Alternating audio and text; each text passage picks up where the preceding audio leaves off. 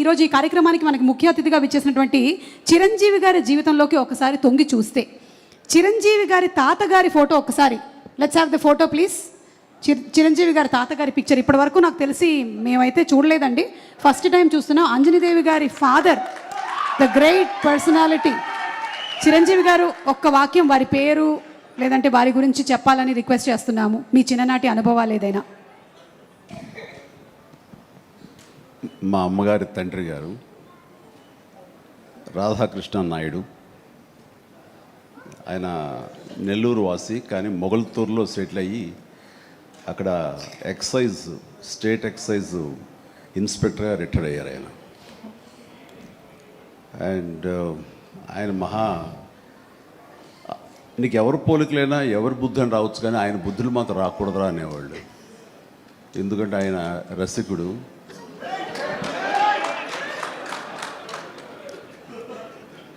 ఇద్దరు ఇంట్లో ఉండేవాళ్ళు, నాకు ఇద్దరు అమ్మమ్మలు. వీళ్ళిద్దరి మీద అలిగితే మూడో వ్యక్తి పాపం ఎవరో అన్నీ కోల్పోయిన ఒక వ్యక్తి అన్నమాట, జాలి కొలేది ఆవిడకి అతి దగ్గర అయ్యారు ఆయన. అలా మూడు మనకు తెలిసి 4-5 ఉన్నాయేమో మనకు తెలియదు. అందుకని నువ్వు ఈ ఫిలిం ఇండస్ట్రీకి వెళ్తున్నావు, అవకాశాలు ఎక్కువ ఉంటాయి, జాగ్రత్త, ఆయన మాత్రం ఆదర్శంగా తీసుకోవద్దు అన్నారు. నేను తీసుకోలేదమ్మా. చిరంజీవి గారి తాతగారి గురించి తెలుసుకోవడం మాత్రమే కాదు, ఆయన చాలా దాన ధర్మాలు చేస్తారు, మంచి బుద్ధి వచ్చింది, అది ఒక్కటి కొంచెం అందిపుచ్చుకున్నాను. ఓకే, అయితే ఇప్పుడు రామ్ చరణ్ గారి తాతగారిని ఒకసారి చూద్దాము. రామ్ చరణ్ గారి తాతగారు అంటే చిరంజీవి గారి తండ్రి గారు. Photo please.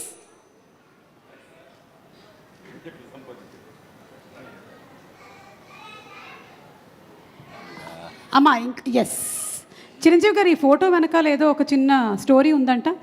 ఈ ఫోటో తీసింది నేను, బ్లాక్ అండ్ వైట్. వావ్. ఆక్ఫా కెమెరాతో నేను తీశాను.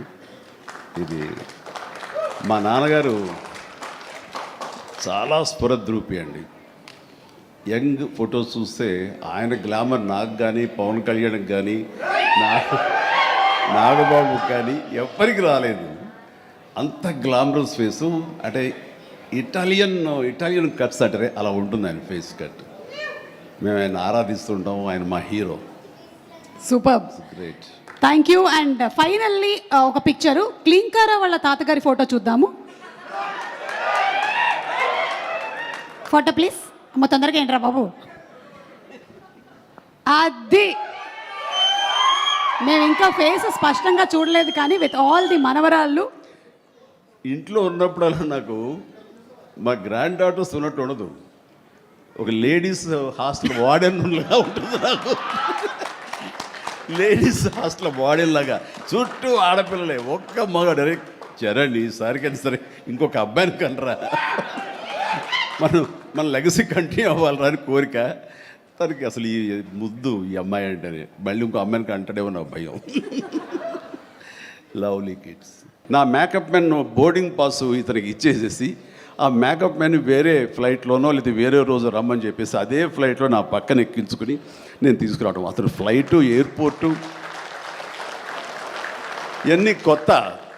సరిగ్గా ఇప్పుడు మీమ్స్లో మొహం పెడతాడు కదండి, ఎరుపు మొహం పెడతాడు కదా, రెడ్ ఫేస్ పెడతాడు కదండి. ఆ రెడ్ ఫేస్ అతనికి త్రోట్ అలా ఫిక్స్ అయిపోయింది. ఆ ఫ్లైట్ ఎక్కడం, ఆ ఎయిర్ హోస్టెస్ చూడటం ఇవన్నీ కలిపి. అండ్ ఆ తర్వాత ఇంటికి తీసుకెళ్ళాను. అసలు ఒక ట్రాన్స్లో ఉన్నాడని నాకు తర్వాత చెప్తాడు. మా వెళ్ళేసరికి ఈడెవడరా బాబు అసలు ఇంత ఎర్రటి ఫేస్ వేసుకుని వచ్చాడో అని మా తమ్ముళ్ళు ఇద్దరు చూసి వింతగా చూడటం. అన్నయ్య వచ్చి మన డైనింగ్ టేబుల్ మీద కూర్చోబెడికి భోజనం పెట్టడం, వాటితో పాటు టైం స్పెండ్ చేయటం, ఇవన్నీ చూస్తుండే వాళ్ళకి అన్నయ్యకి ఎంతో నచ్చితేనే కానీ ఒక మనిషిని ఇలాగా దగ్గర దరిచేరడం అని చెప్పేసి అనుకుంటూ వాళ్ళ ఆ రోజు నుంచి ఎక్కడ ఏ 100th ఫంక్షన్ జరిగినా, ఎక్కడ ఏ ముహూర్తాలు జరిగినా, ఎక్కడ ఏ పార్టీలు జరిగినా సరే బ్రహ్మానందాన్ని వెంట వేసుకుని నేను అందరి దగ్గరికి వెళ్ళటం. అక్కడికి వెళ్ళిన తర్వాత పెద్ద పెద్ద ప్రొడక్షన్ హౌసెస్ నిర్మాతలకు పరిచయం చేయటం. బ్రహ్మాండం బిచ్చే అంటే వెంటనే ఆయన చేసేయటం. వాడికి భలే చేస్తున్నాడయ్యా అని అంటాం. అక్కడి నుంచి రావు గోపాలరావు గారు, రామలింగయ్య గారు ఇలాంటి క్యారెక్టర్ యాక్టర్ల దగ్గర ఆ షూటింగ్ ఉంటే అక్కడ చేయించడం. అలాగే కొండవీటి రాజా ఇలాంటి 100th ఫంక్షన్ జరుగుతుంటే కనుక రాఘవేంద్ర గారు, దేవి ప్రసాద్ గారు ఇలాంటి వాళ్ళ దగ్గర తను చేయించడం. ఇట్లాగా తనకి నేను అంబాసిడర్ని, తనకి ఏజెంట్ని అయ్యి తనకి టాలెంట్ని అందరికీ తెలిసేలాగా ఆ ప్రయత్నం చేశాను. ఎందుకంటే ఈ జన్మంతా ఇంకా రాజకీయాలకి దూరంగా ఉంటూ సినిమాలకి అతి దగ్గరగా ఉంటూ హక్కును చేర్చుకుంటూ ఆ కళాన్ని తలుతూ ఉంటాను.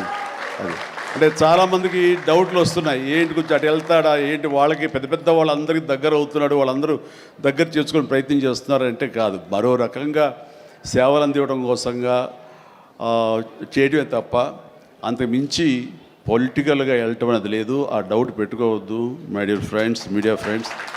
లేదు, పొలిటికల్గా వద్దు. పొలిటికల్గా ముందుకు వెళ్ళటానికి నేను అనుకున్న లక్ష్యాల్ని, నేను అనుకున్న సేవాభావాల్ని, ఆ సేవల్ని చేయడం కోసంగా పవన్ కళ్యాణ్ ఉన్నాడు, ముందుకు వెళ్తున్నాడు.